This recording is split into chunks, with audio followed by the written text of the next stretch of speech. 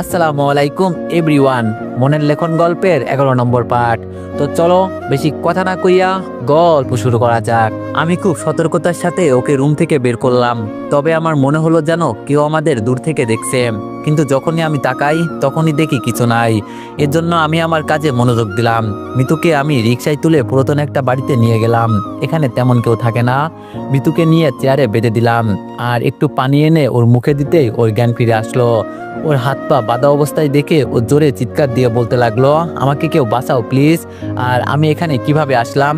আমি লাইট জ্বালিয়ে মৃত্যুর সামনে গিয়ে বললাম, আমি তোরে এখানে নিয়ে আসছি, আজকে খুব কাছ থেকে নিজের মৃত্যু দেখতে পারবি। মিতু বলল, তুই আমাকে এখানে নিয়ে আসলি কেন? তুই তো আমার সাথে শারীরিক সম্পর্ক করতে গিয়েছিলি। আমি বললাম, বোকা মেয়ে, তোর কি মনে হয় আমি তোর সাথে এইসব করতে গিয়েছিলাম? তোরে তুলে আনতে গিয়েছিলাম। আমার বাবাকে তুই আর তোর বান্ধবী প্ল্যান করে মারলি, এজন্য এখন আমি তোরেও ঠিক এভাবেই মারবো। আর তোরে মেরে পরে তোরে গলার দড়ি দিয়ে ঝুলিয়ে দিব, যাতে সবাই বুঝে এটা একটা আত্মহত্যা। আমার কথা শুনে মিতু ভয় পেয়ে বলল, তার মানে তুই সবকিছু? আমি বললাম, আমি সবকিছু জেনে গেছি। আর সেই দিন তোর ফোনটা আমার কাছেই ছিল, ওটা আমি পরে তোর সাথে গিয়ে রাস্তায় রেখে আসছি। এখন মৃত্যুর জন্য তৈরি হ। আমার কথা শুনে মিতু কান্না করে বলল, আমাকে ছেড়ে দে, তুই তুই যা বলবি আমি তাই করব, প্লিজ আমাকে তুই ছেড়ে দে। আর আমি তোর বাবাকে মারি নাই, তোর বাবাকে তো তোর ভাবি মেরেছে, প্লিজ তুই আমাকে ছেড়ে দে। আমি বললাম, ভাবি মেরেছে মানলাম, কিন্তু বুদ্ধি তো তোর ছিল। হঠাৎ আমি পিছনে কিছু একটা আওয়াজ শুনলাম, আর আমার পিছনে পিছনে কেউ একজন আসছে, এটা আমি শিওর। এজন্য আমি বললাম, এখানে অন্ধকারের ভিতরে যে লুকিয়ে আসো, বের হয়ে এখানে আসো, আর নইলে খুব খারাপ হয়ে যাবে বলে দিলাম। কিন্তু আমাকে অবাক করে রিয়া অন্ধকার থেকে বের হয়ে আসলো। কিন্তু ও কিভাবে জানলো যে আমি মিতুকে এখানে নিয়ে আসছি? তাহলে কি রিয়া আমার পিছু নিয়েছিল? রিয়া আমার কাছে এসে ঠাস করে আমার গালে একটা চড় দিয়ে বলল, তাই বলে আপনি কাউকে খুন করে ফেলবেন? আপনার একটা মেয়ে আছে, ওর কি হবে? একবার ওর কথা চিন্তা করেন। রিয়ার চড় খেয়ে বললাম, তুমি আমাকে মারতে পারলে রিয়া, খুব কষ্ট পেলাম। তবে তুমি জানো না ও আমার বাবাকে মেরেছে, ওকে আমি কিভাবে ছেড়ে দিই? রিয়া বলল, আপনি জেলে গেলে আপনার মেয়েকে কে দেখবে বলেন? কেন এমন পাগলামো করছেন? এই কথা বলে রিয়া মিতুর সামনে গিয়ে ওর হাত পায়ের বাঁধন খুলে দিয়ে বলল, এখান থেকে চলে যান, আজকে আমি ছিলাম বলে বেঁচে গেলেন, এখান থেকে অনেক অনেক দূরে চলে যান বলছি। আপনি আমার মালিককে মেরেছেন, আমাকে অপমান করে বাসা থেকে বের করেছেন, খুব রাগ জমা আছে আপনার উপর, এজন্য এখান থেকে পালিয়ে চলে যান বলছি। মিতু ছাড়া পেতেই আমার সামনে এসে বলল, ভাবছিলাম সবকিছু এখানেই শেষ হয়ে যাবে, কিন্তু তুই আমাকে খারাপ করতে আবার বাধ্য করলি। সামনে অনেক বড় খেলা হবে, তৈরি থাকিস। এ কথা বলে মিতু চলে গেল।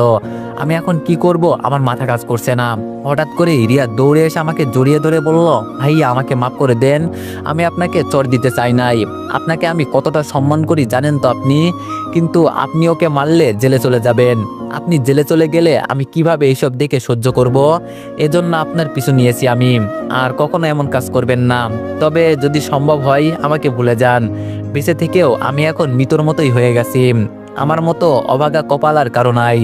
আর কখনো আমার সাথে কথা বলার চেষ্টা করবেন না, অনেক অনেক ভালোবাসি আপনাকে, তবে সবকিছু সবাই পায় না ভাইয়া, আপনার কষ্ট দেখে আমি সহ্য করতে পারি না, মন চায় নিজের গলায় নিজেই দড়ি দিয়ে আত্মহত্যা করি, তবে সবকিছু আমার হাতের নাগালের বাইরে। ভালো থাকবেন, সুস্থ থাকবেন, আর ভালো একটা মেয়ে দেখে বিয়ে করে নিবেন, আমার কথা একেবারে ভুলে যান। এই কথা বলে রিয়া কান্না করতে করতে চলে যাচ্ছিল। আমি ওকে ডাক দিয়ে বললাম, দাঁড়াও রিয়া, আমার কথাটা তো শোনো। কিন্তু ও দৌড়ে চলে গেল। আমি এটা বুঝতে পারছি না রিয়ার সাথে কি হয়েছে, তবে আমি এখন যতটুকু বুঝলাম রিয়া আমাকে এখনো ভুলতে পারে নাই।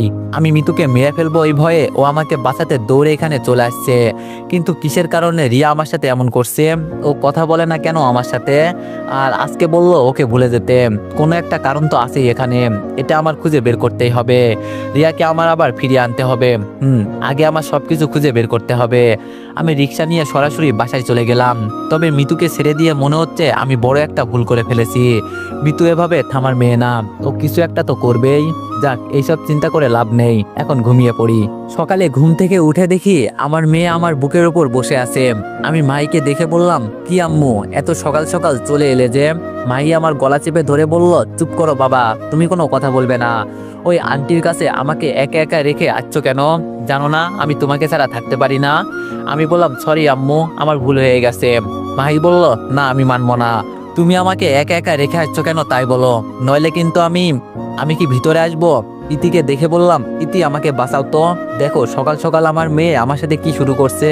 মাহি আমার উপর থেকে উঠে মুখ বাঁকিয়ে বলল, তোমার সাথে আমার কোনো কথা নাই, আর কখনো আমাকে আম্মু বলে ডাকবে না, আর আমি এখন ঘুমাবো, আমাকে একদম ডাকবে না। এই কথা বলে মাহি বিছানার অন্য পাশে শুয়ে গেল।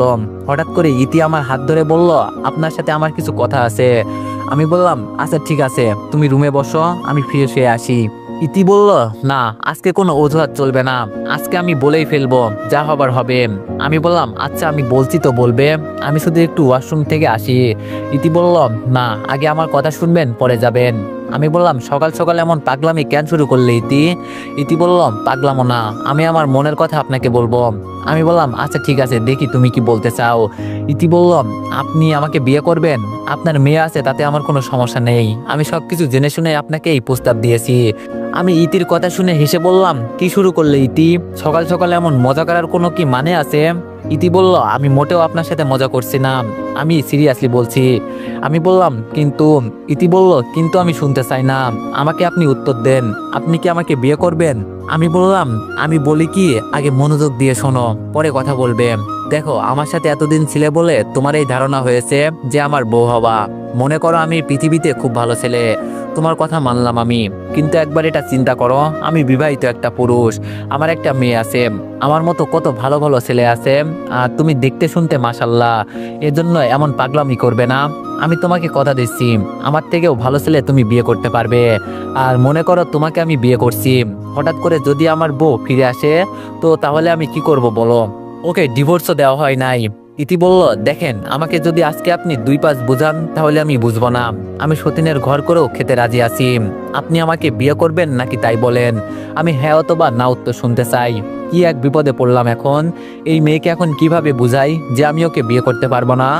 আর সকাল সকাল ওর মাথায় বিয়ের ভূত উঠলো কেন, এটাই আমি বুঝতে পারছি না। নাকি চাচাই ওকে এখানে পাঠিয়েছে, কি জানি বাবা, কি বলবো। ইতি বলল, কি হলো বলেন, এভাবে মনে মনে কি চিন্তা করেন? আমি বললাম, দেখো ইতি, ওর আম্মু যাওয়ার পর আমি মনে মনে সিদ্ধান্ত নিয়েছি, আমি আমার পুরো জীবন কাটিয়ে দিব মাহির দিকে তাকিয়ে, কাউকে আর বিয়ে করব না আমি। আর আমি তোমাকে সবসময় ছোট বোনের মতোই দেখছি, কিন্তু তুমি যে কখনো আমাকে এই কথা বলবে এটা আমার বিশ্বাস ছিল না, আমি তোমাকে দিয়ে এটা আশা করি নাই। ইতি চুপচাপ রুম থেকে বের হয়ে চলে গেল। চলে গেলে এখন আমার কিছু করার নেই, আর আমার ওকে বিয়ে করার তেমন ইচ্ছা নেই। ওই বলছি না, আমি মন দিয়েছি একজনকে, বিয়ে করলে ওকেই করব। আর যদিও রিয়ার বিয়ে হয়ে যায়, ওর বিয়ের 1 মিনিট আগে হলেও ওকে আমি তুলে আনবো, এজন্য যদি আমাকে যুদ্ধ করতে হয় তাও করব। ফ্রেশ হয়ে আমি রুম থেকে বের হলাম। ইতি চুপচাপ আমার সামনে নাস্তা দিয়ে চলে গেল, একটা কথাও বলে নাই। হয়তো আমি ওর মুখের উপর না করব এটাও আশা করে নাই। ও কথা না বললে তাতে আমার কি? অনেকদিন হলো মায়ের জন্য মার্কেট করা হয় নাই, তাই ভাবলাম বাজার থেকে কিছু কিনে নিয়ে আসি। আর ইতির যেহেতু মন খারাপ, ওকেও কিছু কিনে দিই, তাহলে হয়তো ওর মন ভালো হয়ে যাবে। এজন্য নাস্তা শেষ করে ইতির উদ্দেশ্যে বললাম, আমার মেয়ে হয়তো রুমে ঘুমাচ্ছে, ওর খেয়াল রাখবে একটু, আমি যাবো আর আসবো।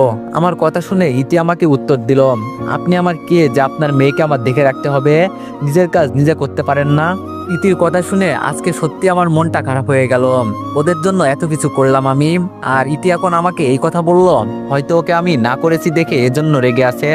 থাক, এখন আর এই মেয়েকে কিছু বলা যাবে না, এমনি হয়তো রেগে আছে। আমি আর কিছু না বলে সরাসরি মার্কেটে চলে গেলাম। 1 ঘন্টার মতো সময় এখানে চলে গেল। কেনাকাটা শেষ হতেই বাড়ির দিকে রওনা দিলাম, কিন্তু বাসার কাছে গিয়ে দেখি আমাদের বস্তিতে যতগুলো বাড়ি ছিল সবগুলো ভেঙে ফেলা হচ্ছে। চাচা দূরে দাঁড়িয়ে চিৎকার দিয়ে কান্না করে বলছে, প্লিজ আপনারা এমন করবেন না, এই বাড়ি ভেঙে ফেললে আমরা কোথায় যাব? আর সরকারের তো অনেক জায়গা পড়ে আছে, গরিবের পেটে কেন লাথি মারছেন? আমি এসব দেখে দৌড়ে ইতির কাছে চলে গেলাম, গিয়ে বললাম, ইতি এসব কি হচ্ছে, আর ওরা এভাবে ঘর বাড়ি ভেঙে ফেলছে কেন? ইতি কান্না করে বলল, ভাইয়া, আমরা সরকারের জায়গায় নাকি দখল করেছি, আর এখন এই জায়গা দিয়ে নতুন রাস্তা তৈরি হবে, এজন্য বস্তিতে যত ঘর বাড়ি ছিল সব ভেঙে ফেলা হচ্ছে। কিন্তু আমরা এখন কোথায় যাব? আমাদের মতো গরিবদের কে আশ্রয় দিবে? যারা কাগজপত্র নিয়ে এইসব ঘর বাড়ি ভেঙে ফেলছে তাদের কাছে যাওয়া যাচ্ছে না পুলিশের কারণে। ওরা আমাদের বারবার আটকে দিয়ে বলছে আমাদের কিছু করার নেই, আমাদের উপর মহল থেকে অর্ডার আছে। আমি কিছু করতে পারবো না বলে দৌড়ে থানার দিকে যেতে লাগলাম, যাকে দিয়ে কিছু করানো যাবে তার কাছেই যাচ্ছি। থানায় গিয়ে দেখি একজন কনস্টেবল আর রিয়া মিলে কিসের জন্য ফাইল তৈরি করছে। আমি রিয়ার সামনে গিয়ে বললাম, রিয়া আমার সাথে একটু চলো প্লিজ। ও অন্য যে একজন কনস্টেবল ছিল সে আমাকে বলল, কিরে তোর তো সাহস কম না, আমার সামনে তুই ওনাকে নাম ধরে ডাকিস। রিয়া কনস্টেবলের কথা শুনে বলল, উনাকে কিছু বলবেন না, উনি আমার খুব কাছের মানুষ। আর এভাবে এখানে দৌড়ে আসলে কেন, কি হয়েছে? আমি রিয়ার হাত ধরে বললাম, প্লিজ আমার সাথে একটু চলেন, অনেক বড় একটা সমস্যায় পড়েছি। রিয়া আমার কথা শুনে আমার দিকে কিছুক্ষণ তাকিয়ে বলল, আচ্ছা ঠিক আছে চলো, কিন্তু কোথায় যেতে হবে এটা তো আর বললে না। রিয়ার কোনো কথার উত্তর না দিয়ে ওকে সরাসরি আমাদের বাসার সামনে নিয়ে এলাম আর সবকিছু দেখিয়ে বললাম, আমাকে ওনাদের সাথে কথা বলতে দিচ্ছে না, তুমি একটু কথা বলে দেখো না প্লিজ, চাচার এই জায়গা ছাড়া অন্য কোনো জায়গা নেই, প্লিজ তুমি একটু কথা বলে দেখো না, যাতে আমাদের ঘরের কিছু না করে। রিয়া আমার কথা শুনে ওদের সামনে চলে গেল। আমার মেয়ে রিয়াকে দেখেই ওর কাছে গিয়ে আম্মু আম্মু বলতে শুরু করলো। রিয়া কিছুক্ষণ ওনাদের সাথে কথা বলে আমার সামনে এসে বলল, এখানে আমার কিছু করার নেই, সরকার থেকে অনুমতি নিয়ে ওরা এই কাজ করছে, এটা সরকারি জায়গা, কেউ এসে ওদের আটকাতে পারবে না। রিয়ার এই কথা শুনে চাচা মাটিতে লুটিয়ে পড়ল। তাড়াতাড়ি চাচার কাছে গেলাম, গিয়ে দেখি ওনার শ্বাস প্রশ্বাস বন্ধ হয়ে গেছে। তাড়াতাড়ি ওনাকে নিয়ে হাসপাতালে গেলাম। হাসপাতালে যাওয়ার পর ডাক্তার ওনাকে দেখে বলল, ওনাকে এখানে নিয়ে আসার আগেই উনি হার্ট অ্যাটাক করে মারা গেছেন, এখানে আমাদের কিছু করার নেই। ডাক্তারের কথা শুনে ইতি কান্নায় লুটিয়ে পড়ল। আমি এক পাশে চুপচাপ বসে আছি। কি করলাম আমি, নিজের হাতে ধরে সবকিছু নষ্ট করে দিলাম। রিয়া আমার পাশে দাঁড়িয়ে আছে, ওর কোলে আমার মেয়ে। রিয়া মাইকে নিচে নামিয়ে বলল, আম্মু তুমি থাকো, আমাকে এখন যেতে হবে। রিয়া আমার সামনে এসে বলল, আমার এখানে কিছু করার ছিল না, যতটুকু করার ছিল আমি করছি। ঠাস ঠাস করে রিয়ার গালে দুইটা চড় দিয়ে বললাম, আজকে ভালো চাকরি করিস, ভালো বয়ফ্রেন্ড আছে, আমার মতো ছেলেকে দরকার নেই। হ্যাঁ, আজকে একটু সামান্য সাহায্য চেয়েছিলাম তোর কাছে, এটাও তুই দিতে পারলি না, যা, আমার আর তোর দরকার নেই। কথা বলতে গেলে আমার সাথে কথা বলিস না, খুব ভাব হয়েছে তোর, এখন আমার চাচা মারা গেছে আর তুই আমার মেয়েকে কোল থেকে নামিয়ে বলিস তোর এখন যেতে হবে। যা তুই, তোর এখন আর আমার দরকার নেই, তুই তোর চাকরি নিয়ে থাক, যা, আমার আর লাগবে না তোরে, যা এখান থেকে, আর আমার সামনে আসবি না, খুব ইগো হয়েছে না তোর, যা তুই তোর ইগো নিয়েই থাক। এর মাঝেই আপু চলে আসলো। হয়তো আপু চাচার মৃত্যুর খবর শুনে এখানে আসছে, তবে রিয়ার চোখে পানি ছেড়ে হাসপাতাল থেকে বের হয়ে গেল। ওকে কি বেশি বলে ফেলছে আমি? আর তাছাড়া ওর এখানে সত্যিই কিছু করার ছিল না, কিন্তু এখন এই সময়ে ও আমার মেয়েকে একা রেখে কিভাবে চলে গেল? আমার পরে যদি মাই কাউকে ভালোবাসে সেটা হলো রিয়াকে। চাচাকে হাসপাতাল থেকে নিয়ে মাটি দেওয়া হলো, তবে ইতির কান্না থামানো যাচ্ছে না। এই পৃথিবীতে ইতির যার কেউ নেই, এজন্য হয়তো এভাবে কান্না করছে। আপু আমাদের ওদের বাসায় নিয়ে গেল, কিন্তু আপুর বাসায় যাওয়ার পর আমার এত জ্বর উঠছে, জ্বরের ঠেলায় ঠিকমতো বিছানা থেকে উঠতে পারি না। আপুর বাসায় 2 দিন ডাক্তার নিয়ে আসছে, আজকে 5 দিনের মতো চলে গেল। এখন আমি মোটামুটি সুস্থ হয়েছি, তবে যখন আমি অসুস্থ ছিলাম তখন মাঝরাতে মনে হতো যেন কেউ একজন আমার পাশে বসে মাথায় জলপট্টি দিচ্ছে, হয়তো এটা আমার আপুই হবে। সকালে মাইকে কোলে নিয়ে সোফায় বসে আছি, তখন আপু ভিতর থেকে এসে বলল, এখন কেমন লাগছে তোর? আমি বললাম, মোটামুটি একটু ভালো লাগছে আপু। আপু বলল, তুই কি এটা মনে করিস না এত তাড়াতাড়ি আমি কিভাবে সুস্থ হয়ে গেলাম? আমি বললাম, কি বলতে চাস আপু, তুই একটু বুঝিয়ে বল। আপু বলল, দেখ ভাই, আমি তোরে মিথ্যা কথা বলবো না, আর আমি তোর বড় বোন, একটু হলেও তোর মনের কথা বুঝি। তুই অসুস্থ হওয়ার একদিন পরই রিয়া এসে তোর খোঁজ খবর নিয়েছিল, আর তুই অসুস্থ ছিলি বলে কিছু বলতেও পারিস নাই। রিয়া ডিউটি শেষ করে রাতে তোর মাথার পাশে বসে তোর মাথায় জলপট্টি দিয়েছে, আবার যখন তোর ঘুম ভাঙবে তার আগেই ও চলে গেছে, কিন্তু তুই কিছুই বলতে পারিস না। আমি বললাম, কি বলিস এইসব আপু? আপু বললাম, তুই কি রিয়াকে আগে থেকেই পছন্দ করতি? আমি বললাম, শুধু পছন্দ করতাম না, পরিবারের বিরুদ্ধে গিয়ে ওকে আমি বিয়ে করতে চেয়েছিলাম। আপু বলল, কি বলবো তোরে, বলার মতো ভাষা নেই আমার। একটা মেয়ে কতটা অসহায় হলে এইসব করতে পারে, তুই ওর বিষয়ে কিছু জানিস ও কতটা বিপদে আছে? আমি বললাম, প্লিজ আপু বল ওর কি হয়েছে, আর আমি তো এইসব খোঁজখবর নিতে চেয়েছিলাম, কিন্তু সময়ের কারণে পারি নাই। আপু বলল, শেষের দিন যখন ও চলে যাবে তখন আমি ওকে জিজ্ঞেস করছিলাম, এত ভালোবাসো যেহেতু আমার ভাইকে, তো দূরে আছো কেন? ও উত্তরে কি বলল জানিস? শুধু বলল, চাইলে কি সবকিছু পাওয়া যায় আপু, আমার কপালে সুখ নাই, সারা জীবন কষ্ট করে দিন কাটিয়েছি, এখনো ঠিক তেমন করেই যাচ্ছে। এই পর্যন্ত বলে আপু একটু চুপ হয়ে আবার বলল, ওর বাবা মাকে মেরে ফেলা হয়েছে। আর ওর বাবা মাকে কে মেরেছে জানিস? ওই মেয়রের ছেলে রাসেল। ওর যখন পুলিশের চাকরি হয়েছে তখন ওই রাসেল ওকে দেখে পছন্দ করে নিয়েছিল। রিয়া ওকে বিয়ে করবে না দেখে ওর বাবা মাকে ওই রাসেল মেরে ফেলছে। এখন ওকে আটকে রাখছে ও। রাসেলের কাছে নাকি পার্সোনাল কিছু পিক আছে রিয়ার, এজন্য ওর কথা শোনে। খুব বিপদে আছে ওই মেয়েটা। আর এইসব কথা যেন ও কাউকে না বলে এই বিষয়ে ওকে না করেছে। আমি ওকে জোর করছি বলে ও সবকিছু বলে দিয়েছে। আর এটাও বলে গেছে তোর কাছে আর কোনোদিন আসবে না, যদি মরেও যায় তাও আসবে না, তোর ভালো থাকতে বলছে। আপুর বলা কথাগুলো শুনে আমার চোখ থেকে টপ টপ করে পানি পড়ছে। আমি জানতাম রিয়া আমাকে ছাড়া কাউকে ভালোবাসতে পারে না। রিয়ার প্রতি আমার এই বিশ্বাসটা ছিল, কিন্তু আমি ওকে বুঝতে পারি নাই। আমি চোখের পানি মুছে বললাম, এখন কি করব বল আপু? তুই জানিস তোর ভাই রিয়াকে ছাড়া থাকতে পারবে না। আপু বলল, দিব এক চর। আর তুই ওকে সেই দিন কেন মেরেছিলি? তুই জানিস সেই দিনও কতটা কষ্ট পেয়েছে? একমাত্র তোর কারণে এই মেয়েটা এত কিছু করছে। আর কি করবে ও বল? আমি বললাম, প্লিজ আপু তুই এভাবে বলিস না, সব দোষ আমার, আমি ওকে বুঝতে পারি নাই। আপু বলল, তুই এখন কি করবি? আমি বললাম, রিয়াকে নিয়ে আসলে ওর ক্ষতি হবে আমি জানি, আমি কিছু জানি না, সব কিছু জানিস তুই। যদি রিয়াকে আমার কাছে এনে না দিস তাহলে আমাকে পাবি না। আপু বলল, সব পাগল ছাগল আমার কাছে আসে, দোষ করবা তুমি আর বিপদ থেকে উদ্ধার করবা আমি, এটা হবে না। আমি মাহির কানে কানে বললাম, মাহি তুমি চাও না তোমার আম্মু তোমার কাছে থাকুক? তোমার আম্মুকে তোমার আন্টি এনে দিতে পারবে, যাও আন্টিকে গিয়ে বলো তোমার আম্মুকে এনে দিতে, তোমার আম্মুকে লুকিয়ে রাখছে তোমার এই আন্টি। এই পর্যন্ত বলতেই ভাই আমার কোল থেকে লাফ দিয়ে আপুর কাছে গিয়ে আপুর গলা চেপে ধরে বলল, আমার আম্মুকে কোথায় লুকিয়ে রাখছেন? আম্মুকে এনে দেন বলছি, নইলে আপনাকে মেরে ফেলবো, কিন্তু আমার আম্মুকে বের করে দিন। আমি মুখে হাত চেপে হাসছি। আপু চোখ ঘুরিয়ে বলল, তোরে যে কি করব আমি? আমি এবার হাসতে হাসতে বললাম, আমার মেয়ে তো ঠিকই বলছে, ওর আম্মুকে এনে দে তুই, নইলে তোরেও ছাড়বে না। আপু আমি কি কিছু বলতে পারি আপনার সাথে? ইতিকে দেখে আপু বলল, বলো কি বলবে? তোমার এখানে থাকতে তো কোনো সমস্যা হচ্ছে না? ইতি বলল, না আপু তেমন কোনো সমস্যা হচ্ছে না, কিন্তু আমার এখানে থাকতে ভালো লাগছে না। আমি ইতির কথা শুনে বললাম, দেখো ইতি, এখানে তুমি যা চাইছো তা হয়তো পাবে না, তবে তোমার বাবা মারা গেছে, এখন তোমার সব দায়িত্ব আমার। আমি একটা ভালো ছেলে দেখে তোমার বিয়ে দিব, পরে তোমার যা মন চাই তাই করবে, কিন্তু এখন তোমার সবকিছু দেখাশোনা করার দায়িত্ব আমার। ইতি আমার কথা শুনে বলল, আমার বিয়ে করার কোনো ইচ্ছা নাই, যদি পারেন আমার জন্য একটা চাকরি খুঁজে দেন, ওইটা করে জীবন পার করে দিব। যাকে বিয়ে করব ভেবেছিলাম তাকে তো আর পাই নাই। এই কথা বলে ইতি মাইকে নিয়ে ভিতরে চলে গেল। ইতি যাওয়ার পর আপু বলল, ও আবার কাকে বিয়ে করতে চেয়েছিল? আমি বললাম, আর বলিস না আপু, ও আমাকে বলছিল আপনি আমাকে বিয়ে করবেন নাকি, কিন্তু আমি রিয়াকে ছাড়া কাউকে বিয়ে করতে পারবো না, এজন্য ওকে না করছি।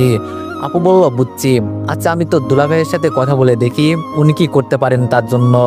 আমি বললাম, দেখ আপু, জীবন থেকে সবকিছু হারিয়ে ফেলছি, বাবা মা আপু এমনকি ভাই হারিয়ে ফেলছি, এখন যদি রিয়াকে না পাই তাহলে আমার মরা ছাড়া আর কোনো উপায় থাকবে না। আপু বলল, সবসময় এক কথা কেন বলিস? আমি বলছি তো আমি সবকিছু দেখবো, এত চিন্তা করিস না, কিছুই হবে না, আমি আছি তো। তোর এই আপু থাকতে তোর কিছু হবে বল? আমি আপুকে জড়িয়ে ধরে বললাম, আমাকে মাফ করে দিস আপু, আমি তোর জীবন থেকে অনেকগুলো বছর কেড়ে নিয়েছি। আপু বলল, ধুর বোকা ছেলে, এভাবে বলিস না, আর মাপ তো চাইবো আমি তোর কাছে। আজকে আমার মেয়ে তোর জন্য বেঁচে আছে, ওকে হাসি খুশিতে দেখলে আমার খুব ভালো লাগে, ও রিয়াকে আম্মু বলে ডাকে। আর যাই হোক, ও একটা আম্মু তো পাবে, তোর জন্য যদি না করি আমি আমার মেয়ের সুখের জন্য এটা করতে পারবো না কেন বল? আমি বললাম, লাভ ইউ আপু। আপু বললাম, হয়েছে, এখন আমার সাথে চল, তোরে কিছু দেখাবো। আমি বললাম, আচ্ছা ঠিক আছে চল। আপু আমাকে নিয়ে সরাসরি আমাদের বাসায় চলে গেল। আমি গাড়ি থেকে নেমে বললাম, কিরে আপু, তুই আমাকে এখানে নিয়ে আসলি কেন? আমি এখন আমার নিজের মতো ভালো আছি, আমার পরিবারের দরকার নেই কোনো। যেই পরিবারের মানুষ আমাকে বিশ্বাস করে না সেই পরিবারে আমার থাকার কোনো দরকার নেই। আপু আমার হাত ধরে বলল, আগে ভিতরে তো চল, আর আমার বাবাকে হত্যা করে ও এভাবে বেঁচে যাবে তা তো আমি হতে দিব না। বাসার ভিতরে গিয়ে দেখি দুলাভাই ভিতরে সবাইকে আটকে রাখছে। দুলাভাই সাথে করে কিছু ছেলেপেলে নিয়ে আসছে, তবে দুইটা চেয়ারে আমার ভাবি আর মিতুকে বেঁধে রাখা হয়েছে। যাক ভালোই হয়েছে আমি মনে করি, কারণ ভাবি আমার বাবার সাথে যা কিছু করেছে এর বিচার হওয়ার দরকার। আপু আমার একটা হাত ধরে বলল, আমি গিয়ে বসলাম, এখন তুই কি করবি কর, আর যদি বলিস আমি ওদের বিচার করি তাহলে কিন্তু আমি গুলি করে একেবারে মেরে ফেলবো। আমি বললাম, আচ্ছা আপু তুই গিয়ে বস, আমি দেখছি কি করা যায়। ভাইয়া একটু জোরে আমাকে বলল, তোর কারণে আমার বাবা আত্মহত্যা করেছে, আবার তুই এখানে কি চাস? ভাইয়ার কথা শুনে দুলাভাই ভাইয়াকে ধমক দিয়ে বলল, কথা বলবে না এখন কোনো, আমার শালা কি করে এখন শুধু দেখবে, নো সাউন্ড, আর যদি সাউন্ড হয় তাহলে এর সাথে একটা গুলিও কিন্তু চলবে। দুলাভাইয়ের কথা শুনে নিজের ভিতরে একটু সম্মান চলে আসলো। আমি ধীরে ধীরে ভাবির সামনে গিয়ে বললাম, আমার বাবাকে আপনি কেন মেরেছেন? আমার বাবা আপনার কি এমন ক্ষতি করেছিল? আমার কথা শুনে ভাবি কিছু না বোঝার ভান করে বলল, তোমার বাবার মৃত্যুর জন্য তুমি দায়ী, আর এর দোষ আমার উপর চাপিয়ে দিচ্ছ কেন? এতদিন পরে কি তোমার মনে হয়েছে যে তোমার বাবাকে কে খুন করেছে? আমি বললাম, শুধু আম্মু আর দাদির দিকে তাকিয়ে আপনাকে আমি এখনো কিছু করি নাই, এখন আপনাকে আমি হাজারবার বললেও বিশ্বাস করবেন না আপনি। মিতু, তুমি কি ভাবিকে কিছু বলবে, নাকি আমার ফোন থেকে রেকর্ডগুলো বের করে শোনাতে হবে? মিতু ভাবির দিকে তাকিয়ে বলল, মাফ করে দিস বান্ধবী আমাকে, আমার ফোনটা ওর কাছে কোনো একভাবে চলে গিয়েছিল, আর ও আমার ফোন থেকে সবকিছু জেনে নিয়েছে। মিথ্যা কথা বললেও এবার তুই বাঁচতে পারবি না। মিতুর কথা শুনে ভাবির চোখে এখন আমি ভয় দেখতে পাচ্ছি। আমি এবার হাসতে হাসতে বললাম, প্রমাণ সহ সবকিছু আমার কাছে আছে, এবার বেঁচে পালাবি কোথায়? ভাবি কান্না করে বলল, প্লিজ আমাকে তুমি মাফ করে দাও, আমি ভুল করে ফেলেছি, লোভে পড়ে আমি এসব করেছি। আমি ভাবির কোনো কথা না শুনে ভাইয়ার সামনে ফোনের রেকর্ডগুলো অন করে বললাম, এখন ভালো করে শোন, আমার বাবাকে কে মেরেছে। কয়েকদিন হলো ভাবি আমাদের বাসায় আসছিল, আর ওর কথা সবাই বিশ্বাস করে আমাকে বাসা থেকে বের করে দিয়েছে। এখন ভালো করে শোন, আমার বাবাকে কে হত্যা করেছে। ভাইয়া সবকিছু শুনে রেগে ভাবির সামনে গিয়ে বলল, ডাক্তার আমাকে বলেছে তুই কোনোদিন মা হতে পারবি না, এরপরও আমি তোরে নিয়ে সংসার করি, আর তুই আমার বাবাকে মারলি, তাও আবার আমার বউ হয়ে। তোরে আমি এখানেই ডিভোর্স দিব, তোর মতো মেয়েকে আমার দরকার নেই। ভাইয়ার কথা শুনে ভাবি কান্না করে বলল, প্লিজ আমাকে তুমি মাফ করে দাও, আমার ভুল হয়ে গেছে, আমি আর কখনো তোমার সাথে এমন কিছু করব না।